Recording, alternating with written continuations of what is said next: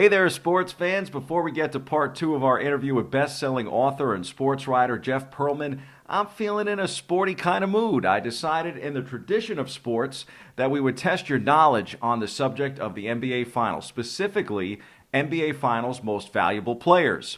So to kickstart this segment, here are three questions on MVPs. How well do you know your NBA Finals MVPs? Let's find out. Question number one. Since its inception, the award has been given out 31 times. Can you name the player that has received the most NBA Finals MVPs? We hit the timer.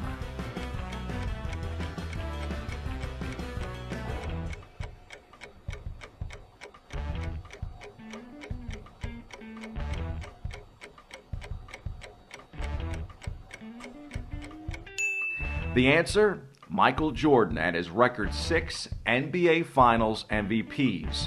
MJ won MVP of each of Chicago's 6 titles, 2 three-peats. Question number 2. Who is the only rookie to ever win NBA Finals MVP? You're back on the clock.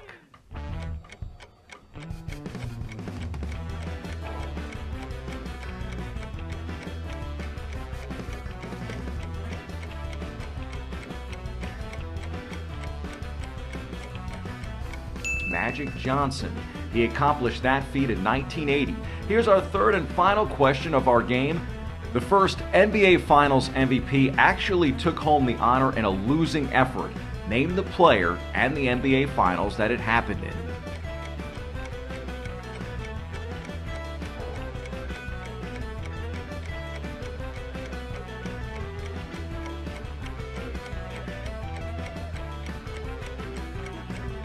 The NBA logo, Jerry West. West averaged nearly 38 points per game in 1969. West is still the only player to win the award on a losing team. Thanks for playing. Here's more with Jeff Pearlman. Even when I think back to 2004, one of the things that stands out for me is, if anything, as good as that Pistons starting five was, maybe the Lakers really actually were the reason why they lost that series. Not that the fact that the Pistons won it, but that the Lakers kind of just collapsed, and basically it was the beginning of the end for Kobe and Shaq. I actually think if you look back at that Pistons team, the team was really good. They weren't superstar laced, and they don't have any future Hall of Famers, but they were, Rip Hamilton was a great player. Tayshaun Prince was a great defensive player. Ben Wallace, great defensive player. Rasheed Wallace, great defensive player. They were locking teams down. They were holding teams at 72, 70, 68 points a game. And the Lakers came in and they were just disheveled and tired of each other. Kobe was flying back and forth to Eagle, Colorado for a sexual assault pretrial. They were just a mess. And by the end of that, they were just done with each other. Shaq didn't want to play with Kobe. Kobe didn't want to play with Shaq. Phil didn't want to coach Kobe. Karl Malone was hurt and 40 years old. Gary Payton was a bad fit at the Triangle. They were just a mess. So it looked like an upset at the time. It felt like an upset at the time. But I think the best team actually won handily. Yeah, they were definitely very cohesive as a starting five. And as you mentioned, some really good players, even off the bench for that team. Detroit was great. I'm telling you. And Larry Brown he was at the top of his game. And that was his perfect kind of team where, he had coached the Sixers with Iverson to the 0-1 finals. But Iverson, that team was not very good. It was Iverson and a lot of like Eric Snows and George Lynch's and Matt Geiger's. That Detroit team was a perfect Larry Brown team. They were super long on defense. They played really hard. Chauncey Billups was a pass-first point guard who was a really smart player. Rasheed was great that year. They had guys like Corliss Williamson and Lawrence Funderburk.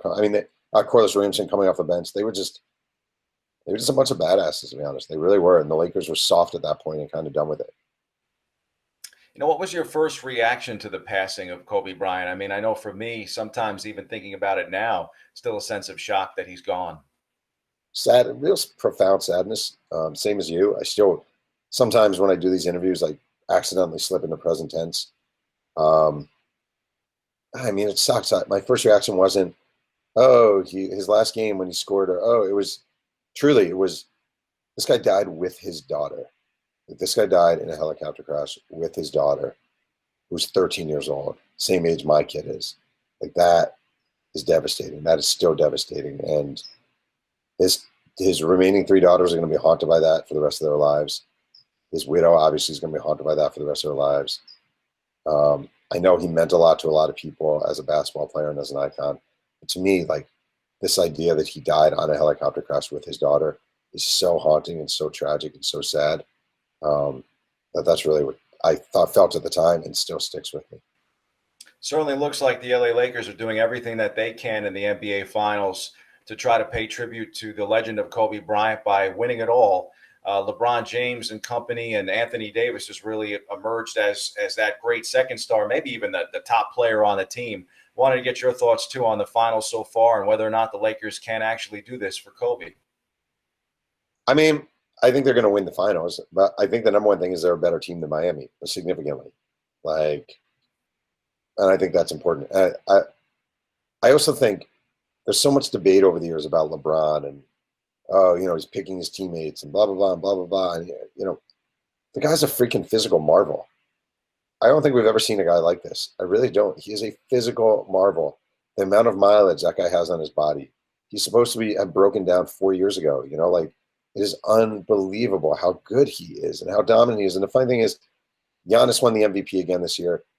I just feel like we all know LeBron James is the most valuable player in the NBA. Like he's the most indispensable piece of player in the NBA. He's so good and so, man, I feel like even if you hate LeBron James, you have to admire that guy and how hard he brings it and how good of a leader he is. I think the Heat are really good. They're really scrappy, but it reminds me a little bit of when the Lakers played the Nets in the '04 finals and in the '02 finals. And it was like, yeah, '02 finals. And it was like, they're just not on the same level. Like these two teams are not on the same level.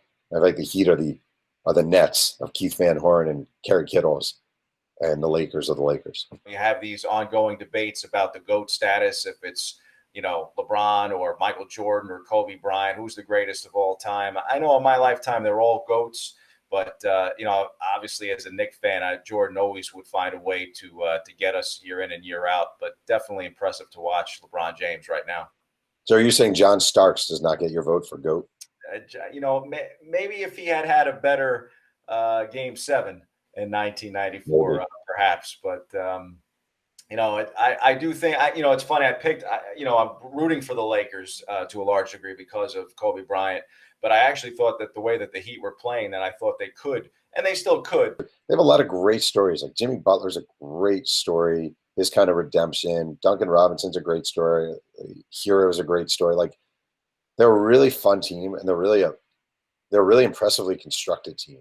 It's like a lot of bits and pieces from different areas that you wouldn't suspect and guys you didn't see coming. And I really like them. They're a really likable team. It's hard not to root for them. I just don't think they're going to win. Definitely fair points. Jeff, before we let you go, wanted to see what other projects you might be working on. And I know that you're constantly writing on jeffpearlman.com. I know this book, just dropped at the end of September. Ring Circus. Go out and get it now. Thank you. I'm working on I have a Bo Jackson book I'm working on next. That's my next book. So I started that, and there's no rest. You always go on to the next project. So I'm on to the next project. Yeah. In terms of ranking those books so far, I mean, again, each one you've really tackled some big time subjects and some great individuals. Is there one book that stands out above the rest? I think there are two that, for me, I would say one is a USFL book I wrote a couple of years ago called Football for a Buck. Mainly because I was told repeatedly nobody wanted the book, don't write the book, nobody cares, and it sold really well, and it had this redemptive quality. And then Walter Payton, I really lived that book. Like I lived that book called Sweetness. So I'd say those two. And then, they all have special places because they're all different time periods. My daughter was born with the Bad Guys one, and your kids come along as you write the book. So they all have none of them. The only one, Roger Clemens, that's my least favorite of the books I've written.